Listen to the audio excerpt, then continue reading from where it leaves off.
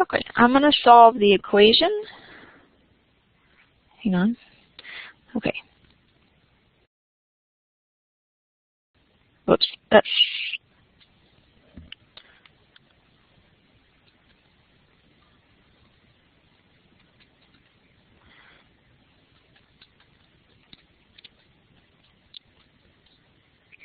Okay, so we want to solve the equation sine x equals minus square root of 3 over 2. Now, when we look in the trig table, we see that the minus square root of 3 over 2 occurs in two places. We see that sine of 4 pi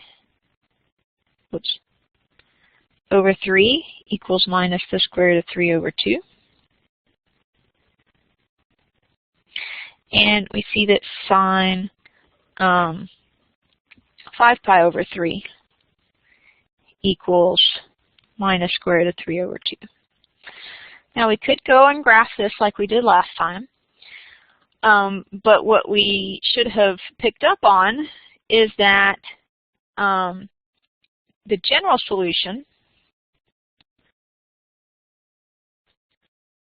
can be generated from these solutions. So the general solution has two pieces. It's got this piece, 4 pi over 3. And remember, because sine is periodic, it's going to keep hitting that spot every 2 pi. So it's going to repeat 2 pi n. And then this solution, 5 pi over 3, also repeats every 2 pi n. So there's my general solution.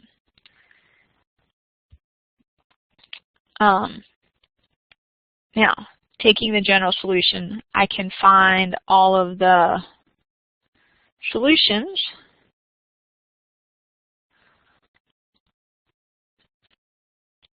in the interval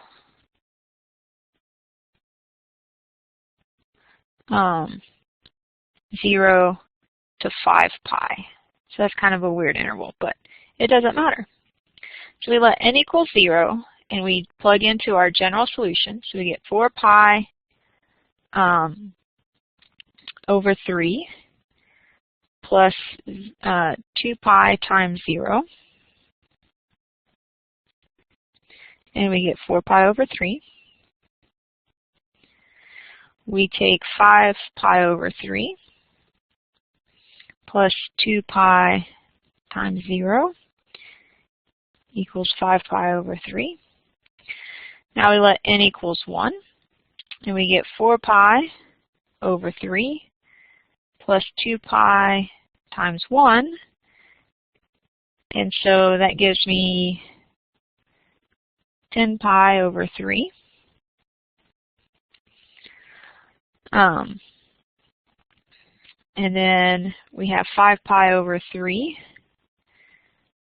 plus 2 pi times 1, and we get 11 pi over 3 as our solution.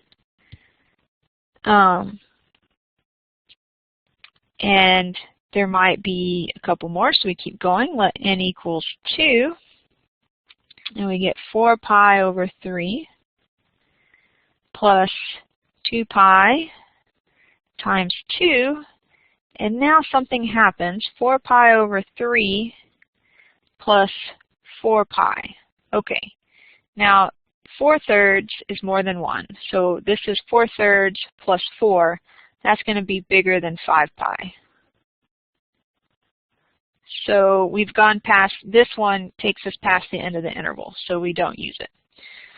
So we get 4 solutions in this interval, and so we can write that as 4 pi over 3, 5 pi over 3,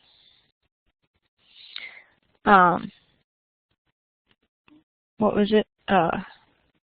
10 pi over 3, and 11 pi over 3. So there's our solutions. So we generate the general solution, and then we find the solutions in the interval that we're given.